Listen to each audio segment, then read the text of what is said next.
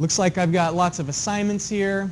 The next thing coming up is the submission for the project. That's a week from today, where you're going to have gone through the GIS data, make a table of the pipe characteristics, make a paper map that shows an annotated paper map that's sort of a conceptual diagram that shows what you know, what you don't know, and you can work on that as individuals or as pairs. And then a week after that, I'm sorry, not a week after that, 2 days after that, so Thursday the 3rd is when homework 5 will be due. And I've just given you homework 5 today, so you've got a little bit more time to work on homework 5 than ordinarily when we've had a 1-week turnaround for assignments. Any questions about these announcements?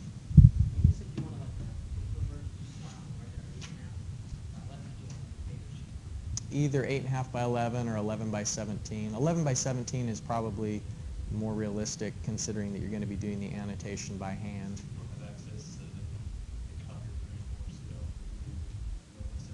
No, it's hand, by hand, yeah.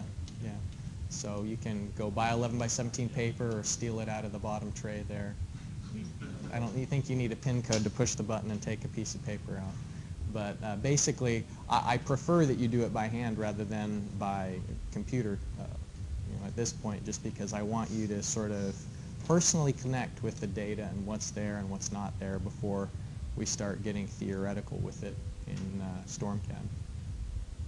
We're going to be covering 2 sections in the book today, section 4.1 and 4.2. And I think I mentioned with chapter 3 that this is really where your textbook dollars are paying off, because these chapters that explain the theory behind things are just excellent. And I'm learning a lot as I go through this book. This is the first time I've used this text. I'm learning a lot, and I'm getting some nice figures I haven't had access to previously. So I really encourage you to read the textbook.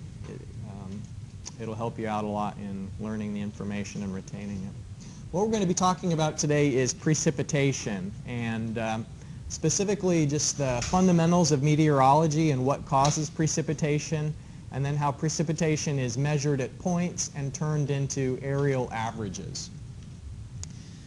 The first thing I wanted to start off with is a look at West Virginia and how precipitation varies throughout the state. And so what we see is that there are some areas, and Cabell County is included in them, where represented in brown. Here's Cabell County for those of you who aren't real up on the geography of West Virginia. Not like I am, but here's Cabell County, and we're in the region of 36 to 40 inches per year on average. And what you notice is that there are some parts of the state that have, on average, more than 64 inches per year. And so, that's nearly double the amount of precipitation that we have here in Cabell County. And any ideas why that is, that there are some places in the state that have so much more precipitation than here? Those happen to coincide with the mountains, and so higher elevation. That's true. And what we're going to learn today is that elevation is one of the key drivers of precipitation.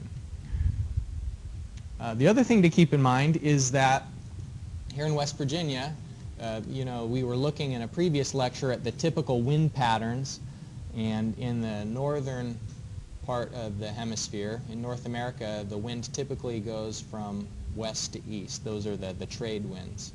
And so moisture is coming from the Great Plains towards the mountains, and you'll notice here that the high precipitation depths is on the western side of the mountains rather than on the eastern side. It actually decreases again. So the really great depths of precipitation are early into the high mountains, whereas it decreases again on the other side. Even though it's still very mountainous, it's sort of on the downward slope at that point. And we'll look at some other illustrations that highlight that.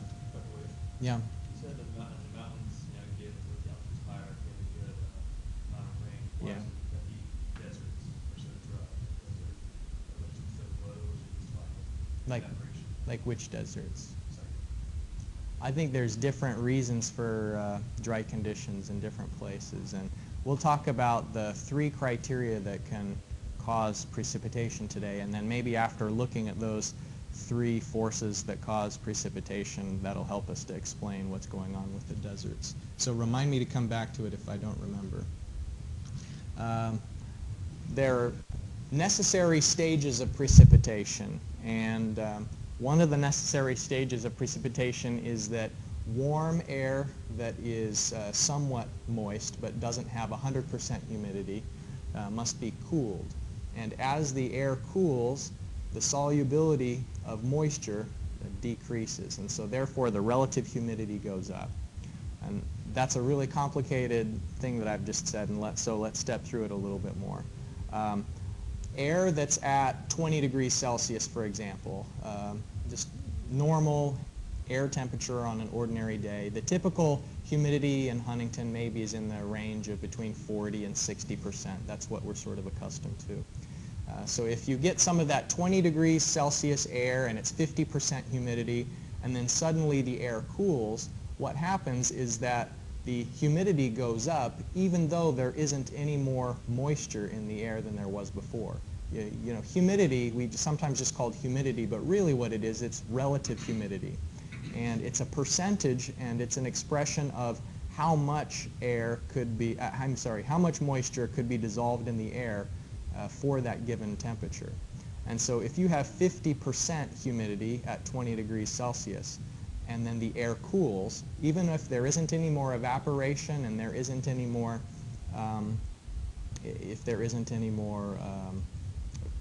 like movement, evaporation or precipitation from that packet of air, the relative humidity goes up when it's cooled, simply because cool air can't hold as much moisture.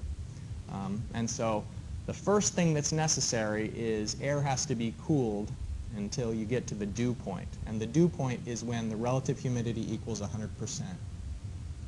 The second thing that has to occur is there have to be nuclei for the moisture to form onto, to latch onto. And there are places in China particularly where they artificially seed clouds, and they did this, I think, during the Olympics to try and cause rain before certain events. They'd go far away from where the event was going to be, and they'd try to sort of preemptively cause it to rain by seeding the clouds with, oftentimes it was particles of silver as locations that the moisture could latch onto. When the condensation occurs on the nuclei, then there has to be continued growth of the droplets where additional fully saturated air is giving up its moisture to nuclei till it forms larger droplets of either rain or snow or ice droplets. And then there's going to be a point where the air surrounding these droplets is exhausted. It's below 100% humidity, and so there has to be the movement of additional moist air over the droplets so that the droplets can continue to grow. And so this is sort of a transport mechanism, the fourth one. And so of these 4 steps that are required for precipitation formation, what we're going to focus most on today is how cooling causes the air to reach the dew point. And minor cooling can be caused by mixing of warm air and cool air. It can be caused by conduction, horizontal movement of the air from the south to the north, for example. But really the precipitation that's hydrologically significant, meaning that it's going to cause runoff, is caused by vertical uplift. And that's because there's no other process that can cause cooling as quickly. You know, all of the other cooling processes, these minor cooling processes, they can cause cooling, and it can even be over the long period of time a significant change in temperature. But in order for precipitation to occur, the cooling has to be relatively rapid, and it's only vertical uplift that can cause that rapid change. This diagram just sort of shows in general terms what happens when air rises, it begins to cool. And so if you take, for instance, a packet of air, and what's this circle is meant to represent is a certain number of molecules of air. And here, to begin with, it's at ground level and 10 degrees Celsius. The dry adiabatic lapse rate is approximately 10 degrees Celsius per kilometer. And so as the air begins to rise, so when it's at an altitude of 1,000 meters, what was once at 10 degrees Celsius is now at 0 degrees Celsius. Now, it's not shown on here. It doesn't say anything about relative humidity, but what I've mentioned before is that as the air rises, it cools, and because of cooling, it can't hold as much moisture. It's sort of the solubility decreases, and maybe you've seen in chemistry classes similar kinds of experience where you would dissolve more salt crystals in warm water than you could in cool water. Maybe an instructor will boil water, dissolve salt in it, and then as it cools, you'll notice that the salt will precipitate out to the bottom of the container. It's a similar thing that happens with moist air, that as the moist air cools, that there has to be precipitation. And it's sometimes funny that in our minds we don't link chemical precipitation to precipitation, which is rainfall, but the two processes are very, very similar in that there is a solubility that's causing a change in phase. The gaseous phase of the moisture exceeds the solubility in the clouds, and then the liquid phase falls from the sky when that happens. And so the air continues to rise, elevation, the temperature decreases, and not as important to us, but from air pollution standpoint, it's very important, is that the air expands as it rises as well, because of course there's a decrease in density as elevation goes up. So the Earth's atmosphere is less dense at greater elevations. And so that leads to some interesting phenomenon when it comes to air pollution and how it spreads. But the main thing that we need to remember is that all three of the causes of uplift are driven by this adiabatic condition. So we're going to talk about three different kinds of lifting that causes precipitation: convergence, orography, and convection. I'm sorry, not convention. Convection. And all three of them, once the uplift occurs, the air cools because of uplift, and because the air cooled, the relative humidity increases until there's supersaturation and the precipitation occurs. So the first of these is convergence. And convergence is when two fronts come together, when a low pressure front and a high pressure front come together, and air is always moving towards low pressure areas, and as the air arrives, it's forced to rise. And you'll remember that we were talking about air movement towards the poles. And remember that there's an acceleration in the velocity of air towards the North Pole, because if we have circular flow towards a point, then the velocity is going to increase as a huge mass of air comes towards the same point. The only way that the volume moving can remain consistent, if you have the same flow rate and a decreasing area, then the velocity has to increase. Remember that Q equals VA. And so moving towards the North Pole, the velocity increases. And so if you think about air moving from different direction towards low pressure areas, there's also an increase in velocity, and that's part of the reason why the arriving air is forced to rise. But for the most part, convergence is all about different temperatures within the different pressure areas. High pressure area and a low pressure area will have different air temperatures. The rising air produces adiabatic cooling just because the difference in temperature at different elevations. And an illustration of this is called extratropical cyclonic convergence, and that's really a mouthful. And it's funny to think that we have cyclones in North America, but the kind of cyclones that we have are extratropical cyclones. And cyclone is really just referring to the wind patterns are being circular, when two fronts converge. And we'll step through the process of this. It's a lot less dramatic than it sounds. But the first thing is that there's a stationary front where a front is just the interface of cool air and warm air. And the cool air, of course, is more dense. That's just one of the properties of fluids, is that cool fluids have greater density than warm fluids. And air being a fluid, that's the case that you have cool air that's dense and warm air that's less dense. But remember, the warm air can hold more moisture than the cool air can, because the solubility of water vapor increases with temperature. So at first we have a stationary front, and when there's velocity, the air is moving within these two different areas, the cold air zone and the warm air zone. The air is moving, and at the interface of those, there can't be perfect slip between the two interfaces. There has to be some resistance as the wind is going different directions.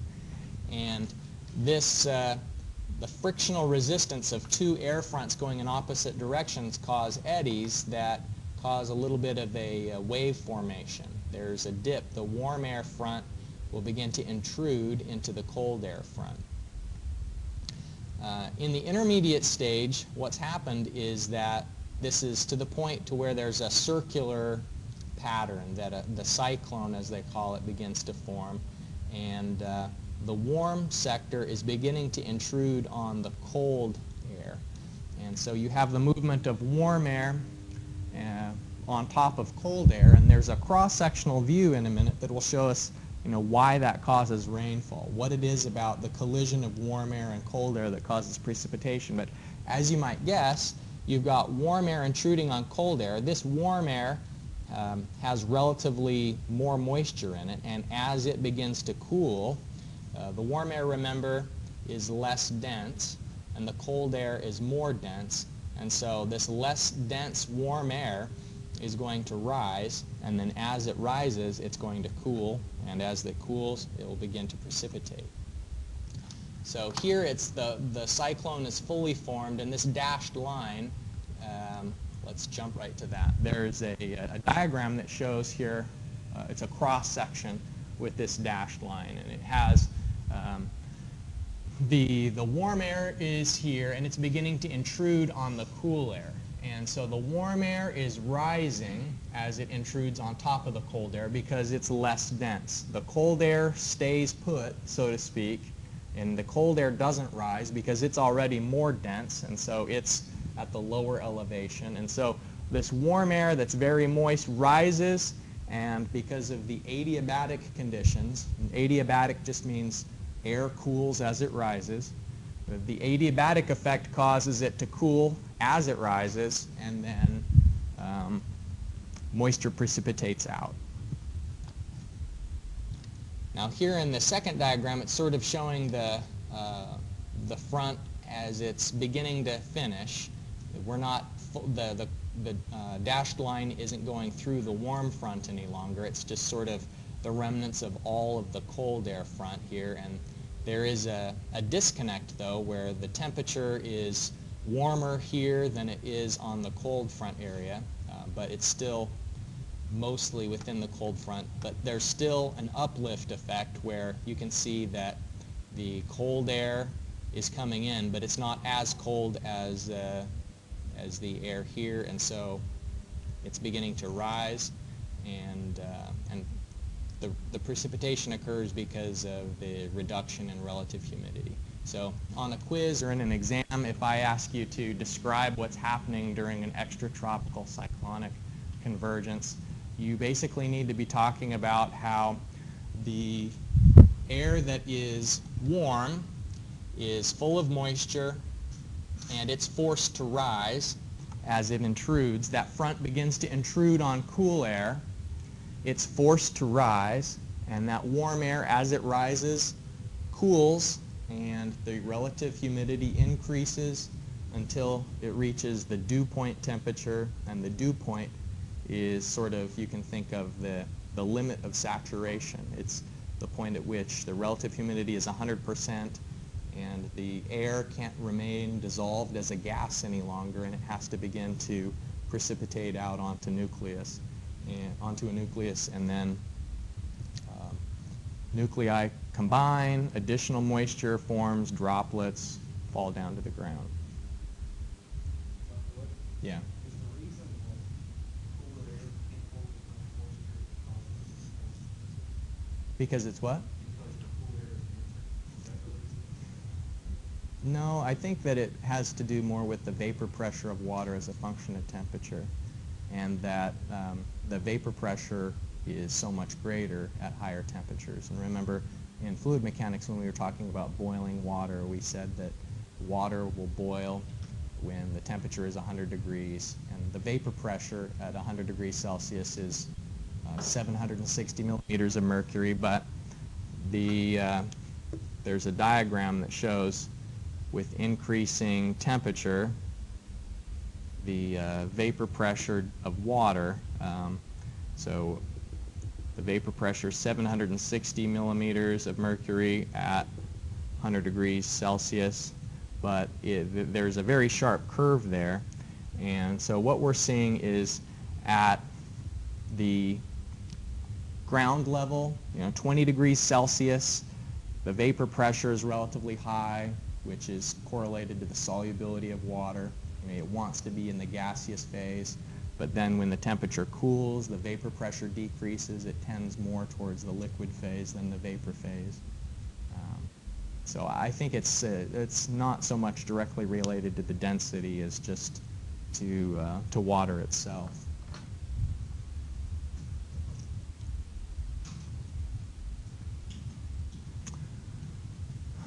So this is another illustration that shows the frontal effect. And it shows that when you have a warm front of air intruding into a cold front, it's got another dashed line here that's going to show, this is the cross-sectional view that shows a warm front being pushed up over the cool front. And so it's the warm front has intruded, but the cold air is continuing to push it. The reason why it's being forced to rise is that the cold front is, a low pressure cold front is moving towards the warm air, and so all this warm air is basically pushed up over a wedge of cool air. And so it's forced up, it's being forced, this cold front is pushing it up over the other cold front, and as that warm air rises, precipitation falls because the dew point is reached, and the relative humidity increases until the air can't hold any more precipitation. In fact, I think that this diagram probably shows the frontal lifting a little bit more clearly than the previous slide. All right, so that's where we were talking about frontal lifting, extratropical cyclonic convergence, or frontal lifting. This is a different phenomenon, and let me dim the lights a little bit so we can see more clearly. The arrows that are shown illustrate the typical wind patterns. We're looking at an island here. I don't remember which island it is. Kind of looks like Hawaii, I think. But no, this isn't Oahu. It must be one of the other islands. But what's going on here? Knowing what you know now about what causes precipitation, it's caused by lifting. How would you put that phenomena together with this photo?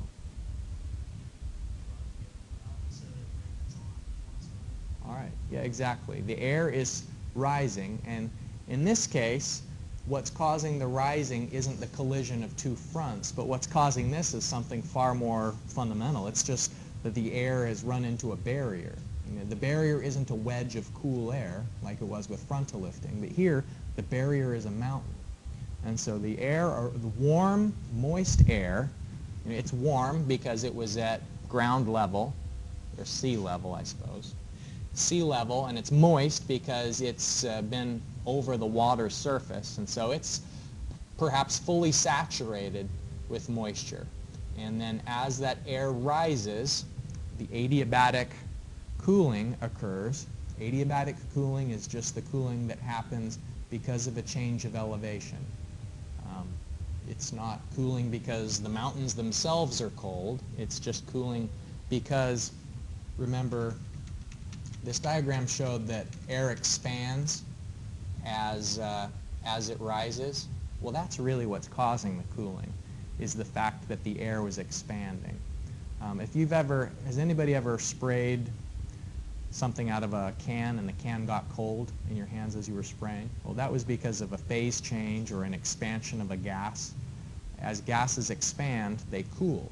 And so here, a certain number of molecules of gas, as it rises through the atmosphere, it's cooling because the density is lower at higher elevations, and so those molecules start spreading out. And so there's a cooling effect that occurs because of that. So here we're looking at a diagram of an island, and the air is rising up over that physical barrier of the mountain, and so it's cooling. And then what we've learned from there is that the cool air, its relative humidity increases because the solubility of water in cool air is lower than in warm air. And so eventually there's this critical limit. And if it's a small mountain, maybe it wouldn't achieve that critical limit as often.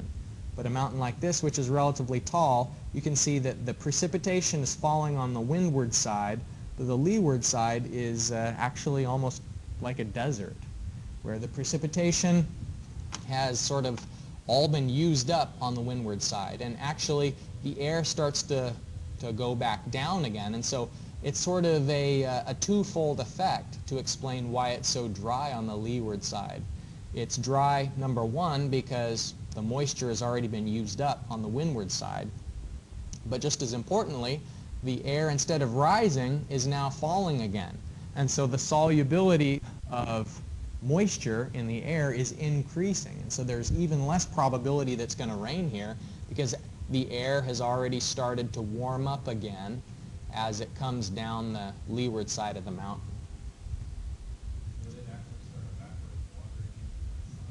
I think that that's a good point. And so what you're saying is that as it's going down the leeward side, it's hungry for moisture.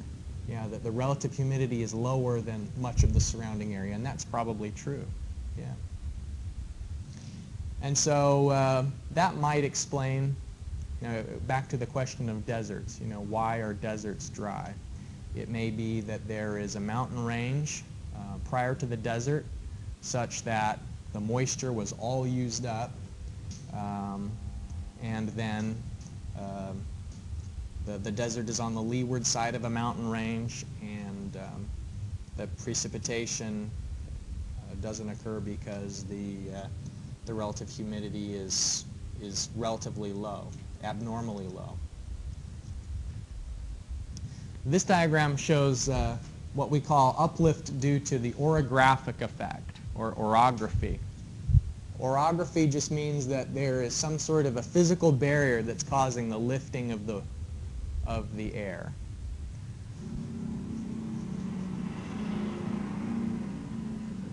Well, that guy needs to take it easy on the Jake brake.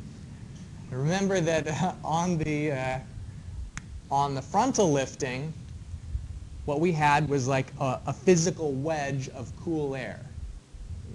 We could rewrite the labels on here to make it look like what was happening with frontal lifting. In frontal lifting, it was a wedge of cool air. Here in orographic lifting, it's just an actual physical mountain that's in the way. And so the condensation occurs as the air cools and the relative humidity increases. So there's some empirical evidence that the orographic effect is real that's presented by your book. First of all is a series of curves that illustrate the relationship between precipitation amount and elevation for different parts in North America. And Guatemala is a little bit of an outlier, but if you look at the rest of the curves in New Hampshire, in Alaska, Olympia, in Washington, there's this trend that the higher in elevation you are in these regions, this is for, a region, it's not for a point. So within New Hampshire, the parts of New Hampshire that are at a higher elevation generally have higher mean annual precipitation. It looks like the mean is maybe around 1,800 millimeters per year at the upper elevation parts of New Hampshire and below 1,000 at the lower elevation sections of New Hampshire.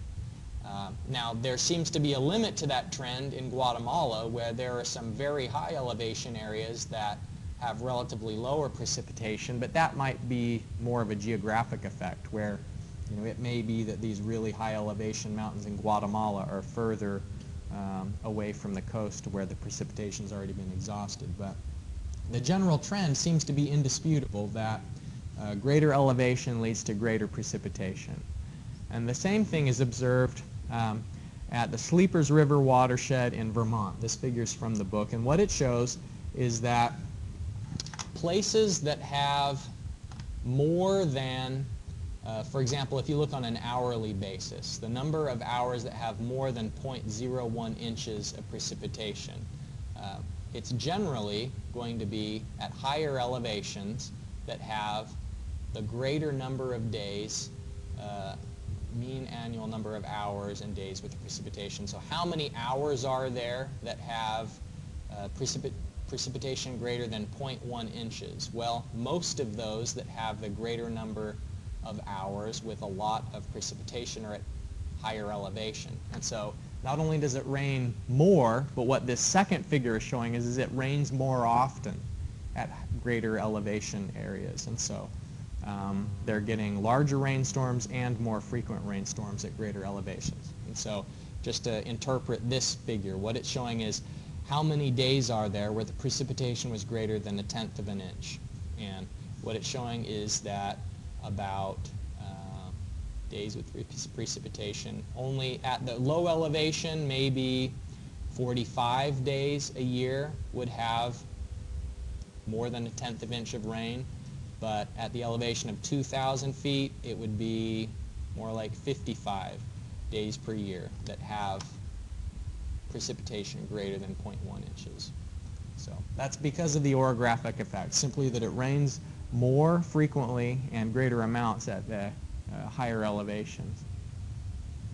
Okay, the third and final means of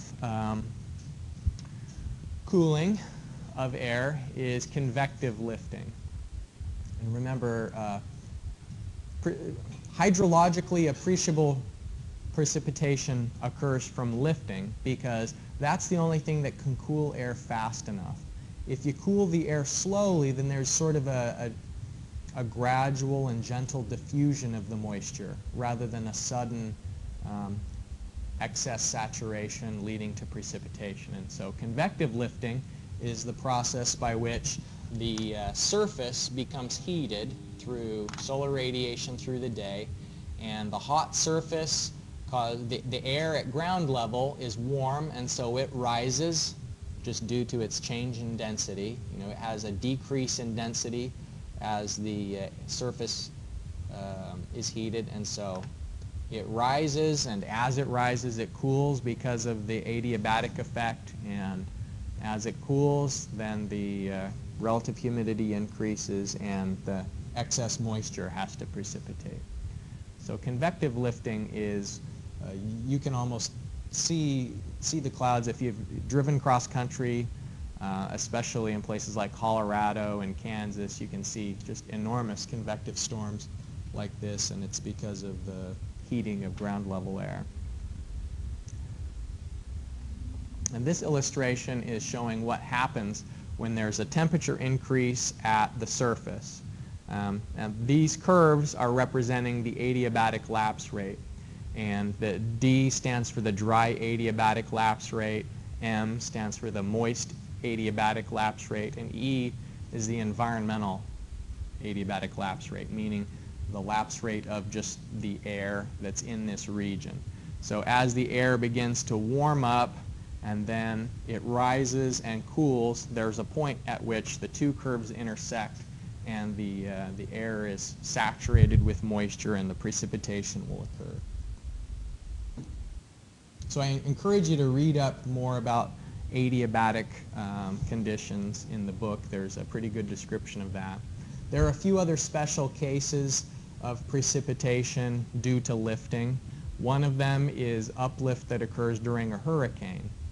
And that's an interesting case because during a hurricane, just as a result of wind patterns moving towards the eye of a hurricane, towards the center of the storm, as the wind converges towards the center of the storm, it's forced to rise, and as it rises, of course, it cools, and that causes precipitation. And so here's a graph that shows the typical extents of a storm and where the regions are of heavy rain versus light rain. And so the heavy rain occurs relatively close to the eye. The greatest precipitation occurs where the greatest lifting is. But even though there may be clouds, many 100 kilometers, 200 kilometers from the eye of a storm, there isn't as much lifting occurring there, and so there would be minimal rain until you get to the closer part of the eye of the storm where the lifting occurs. So this graph also shows how wind speeds vary as you're getting closer to the center of the storm, and then at the eye of the storm the wind speeds are very low, and that coincides with the lowest point of atmospheric pressure. So this is kind of an interesting figure, but from the standpoint of precipitation, what we're most interested in is the fact that heavy rains occur where the greatest lifting is. Here's a little bit more of detail of what happens when the condensation occurs onto nuclei. Some of the typical particles for nuclei are dust. On the ocean, it may be salt particles. It's not very dusty out in the middle of the ocean, but just salt particles when large waves are, the ocean sloshing about, and salt can get up into the atmosphere and act as nuclei for precipitation.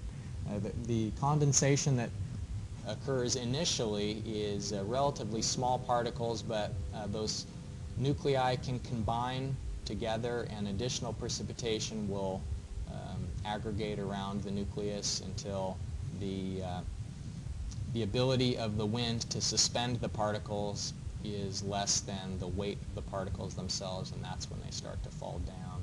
So they'll remain suspended partly because of the negative charge that they have. Any small particle, whether it's in air or in water, and I'm sure you're learning this in water and wastewater treatment when it comes to clay particles and waters that have to be destabilized with coagulants. There's a negative charge on particles like clay particles or the nuclei, and until these aggregate through impact or just simply get too heavy to overcome that negative repulsive charge, then they'll remain suspended until they do. Yes? Dr. White, Uh-huh. that's like the moisture aggregating around the Yeah, particle. it's like multiple nuclei bumping into each other and sticking. Yeah. So whenever you have like condensation on glass, Mm-hmm. like there's like dust particles that comes on your glass. It means the glass is the dust particle. It is the surface that the condensation is occurring onto. So it's not that there's dust, it's just that you can think of in the air, the dust is the glass. In other words, it's any kind of surface. Condensation can occur onto any surface. So the water just doesn't aggregate together because it's like attracted to each other by In fact, they repel. When there's just a little bit of precipitation onto these nuclei, they're still negatively charged, and so naturally they repel each other, but their impacts, just due to the movement of them, overcome the repulsive forces, and so eventually they'll stick together. But that's not for them to be attracted to each other, one would have to be positively charged and one be negatively charged, and the fact is that they're all negative. They tend to have a negative charge. It's just because of winds that causes collision.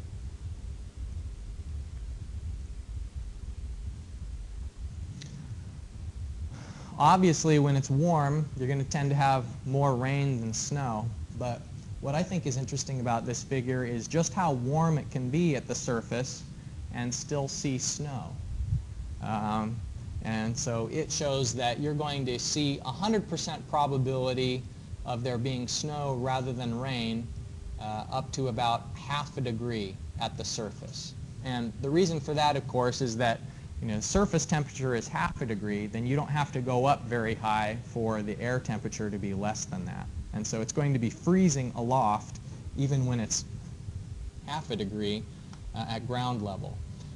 But there's even still a 50% probability that you'll see rain or snow. So you may see snow when it's as warm as about 2 degrees Celsius at the surface, or just in terms that we usually think of. It may be 37 degrees Fahrenheit and you'll still see snow at the surface. Of course, it may not last very long. It'll melt quickly, but the reason why we see snow even when it's relatively warm at ground level is because it's much cooler in the atmosphere above the surface. All right. For the last part of class today, we're going to talk about measuring precipitation, and rain gauges have some guidelines to try and enhance their accuracy.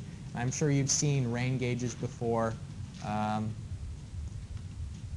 rain gauge, here it's depicted just sort of as a cylinder, and oftentimes they'll have markings on the outside of the cylinder, and they'll be made out of a transparent plastic so that you can see how much water is in there at a certain amount of time.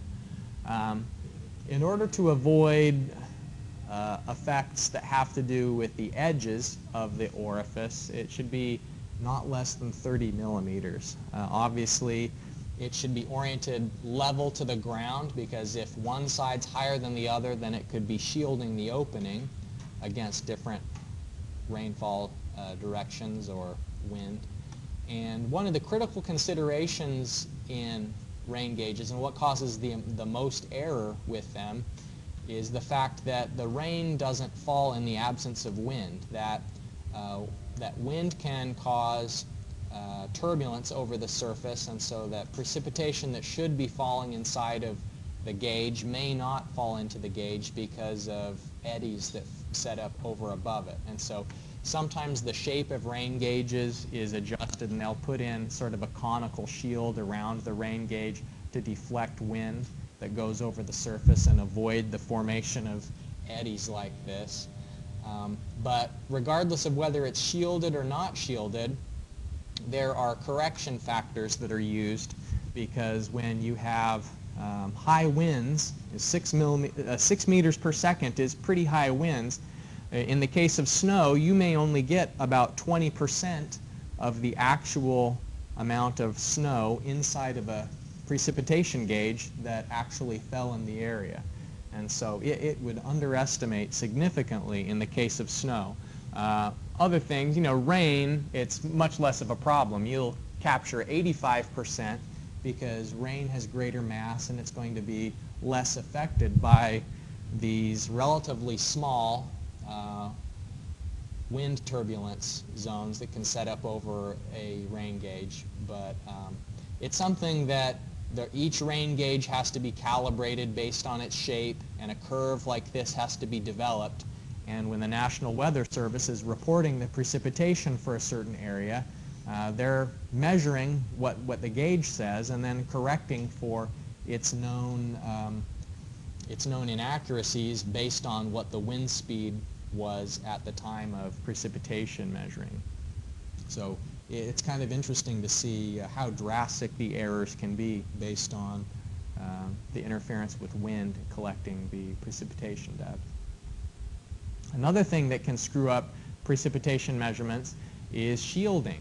And so if you think about a rain gauge being put next to a building, if there's wind-driven rain and it's coming from an angle, then the building could shield the rain gauge and interfere with the true measurement. And so a general rule of thumb is that at least 45-degree angle should be open, and in order to ensure accurate measurements with the rain gauge. Some other things that can occur is if the rain gauge is relatively low to the ground, there can be splashing into the rain gauge. So raindrops are falling onto the ground and then splashing from the ground into the rain gauge. And so sometimes rain gauges are elevated, or they'll put what are known as egg crates around it. It's not actually an egg crate, but it's more of like a grid to try and, a grid would be laid out, maybe a grid of foam would be laid out so that when raindrops fall, they can't splash sideways into the rain gauge. It's sort of like a protective measure. There can be evaporation that occurs in between measurement periods.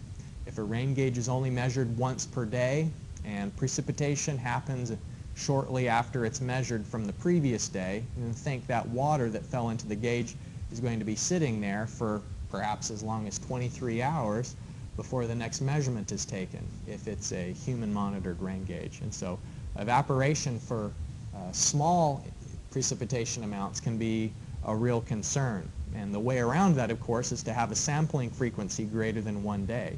So that if you're measuring the precipitation every hour or every 15 minutes, then a smaller fraction of the precipitation is going to be lost due to evaporation. There can be observer errors having to do with someone trying to identify where the meniscus of the water is inside of a graduated cylinder, or instrument errors having to do excuse me, having to do with measuring the depth of the water. They'll sometimes use ultrasonic instruments that measure the depth of the water, and there can be just sort of a commonly accepted 3, 4, 5% error in the instrument that will be built into the precipitation depths.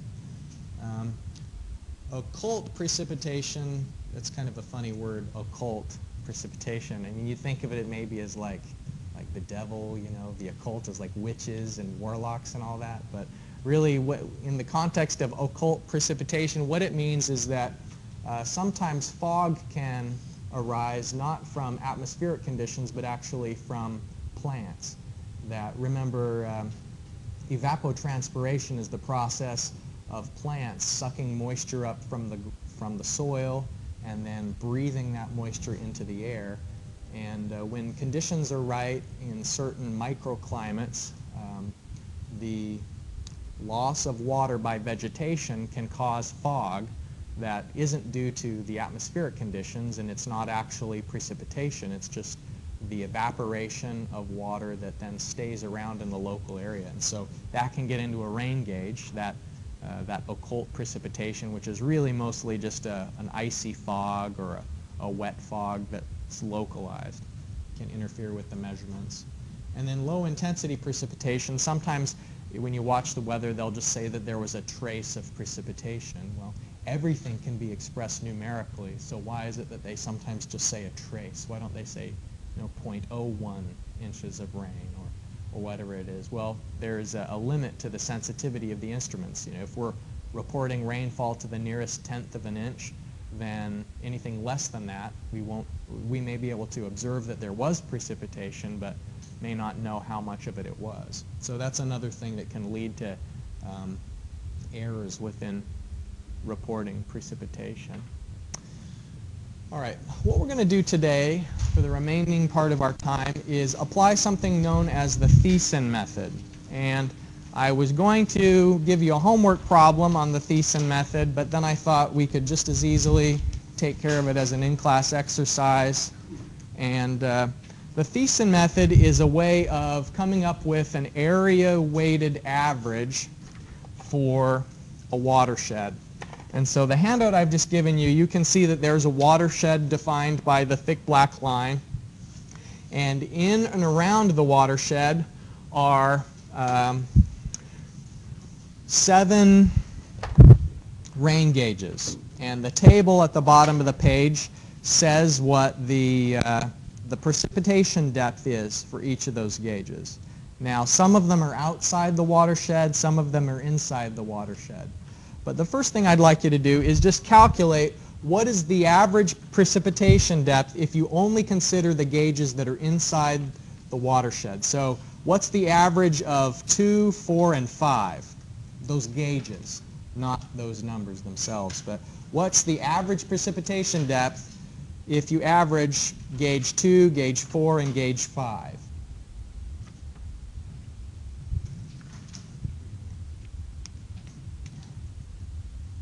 Did somebody already get it?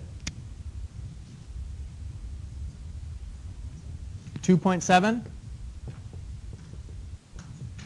All right, that's a simple average based on if you just average the 3 gauges that are inside the watershed. But unfortunately, what that does is it neglects some of the important data that we might be able to gather from locations outside the watershed.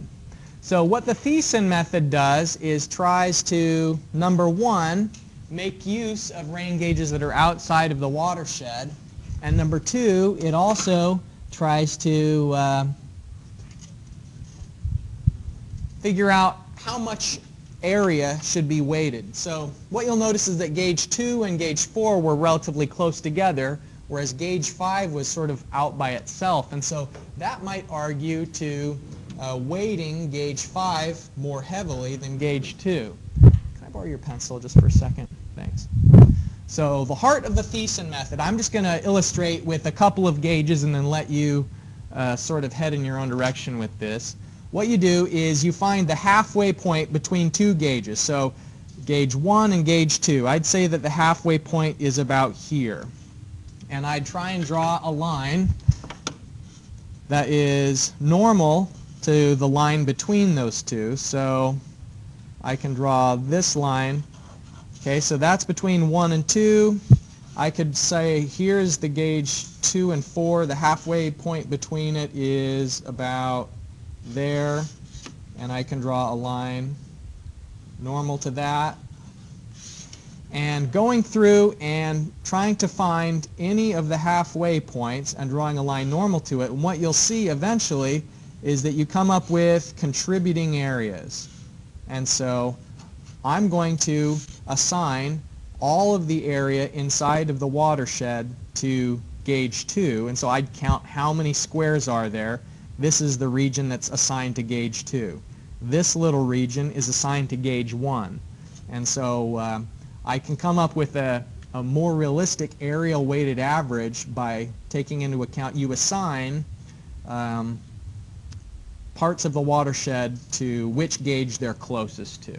So I'd like you to go through that process, and what I'm really interested in today is how accurate is the method. Now don't collaborate with each other. Try and do your best work on your own and come up with the areal weighted average using the Thiessen method, and we'll see what percentage difference there is from our highest average to our lowest average.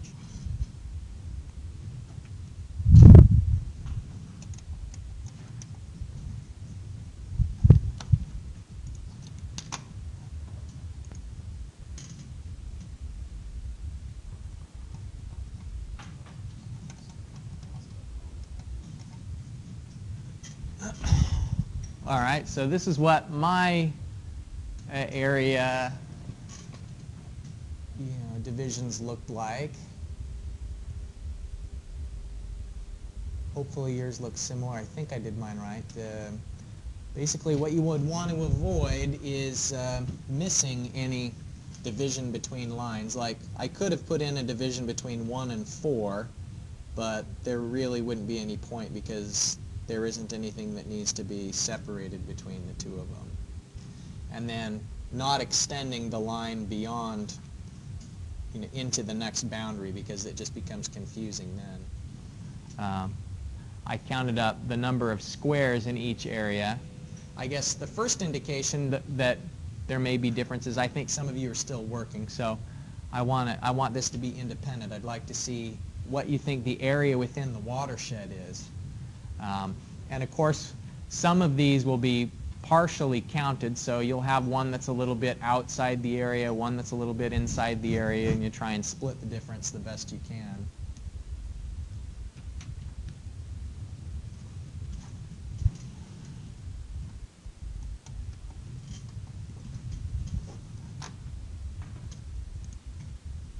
You just quickly go back to some announcements, and then I'll put my solution on screen in case you want to look at it. I mean, this is all subjective anyway, but let's just remind ourselves that, where is it? All right, the next thing that you should be working towards submitting is the project. A week from today, stage 2 is due.